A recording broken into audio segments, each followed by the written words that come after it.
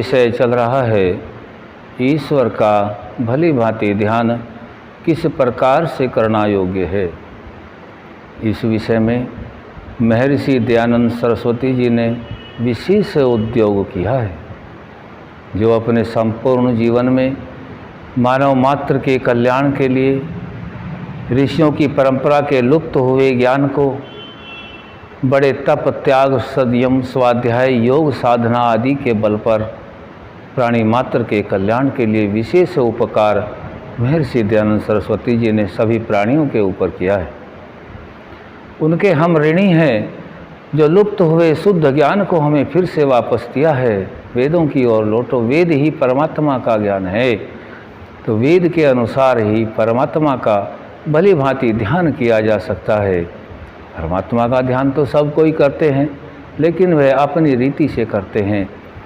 और बहुत व्यक्ति तो यह भी भूल जाते हैं कि प्राणी का अपना कोई विशेष ज्ञान नहीं होता। मनुष्य तो सभी ज्ञान केवल प्राप्त करता है, और प्राप्त जो कराने वाले हैं, उन प्राप्त कराने वालों की योग्यता के आधार पर, उनके तप त्याग के आधार पर व्यक्ति को अपने विवेक को जागृत करके यह जानना होता है कि मैं यह शुद्ध कार्य किस माध्यम से ठीक कर सकता हूँ।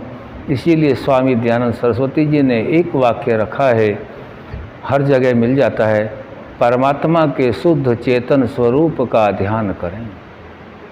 परमात्मा का ध्यान तो करते हैं, लेकिन शुद्ध चेतन स्वरूप का कितने करते हैं, वह तो केवल ऋषियों की परंपरा से ही पता चल सकता है। अन्य मनुष्यों के द्वारा दिए गए ज्ञान से इसका कोई विशेष ज्ञान नहीं मिलता। यदि मिलता भी है तो वह ज्ञान भी उन्होंने ऋषियों के ज्ञान के आधार पर ही, परमात्मा के दिए हुए वेद ज्ञान के आधार पर ही जाना है।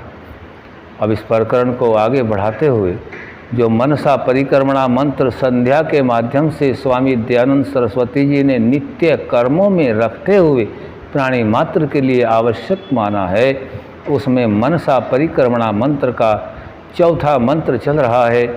और इस चौथे मंत्र के 2 भागों को हमने जान लिया है।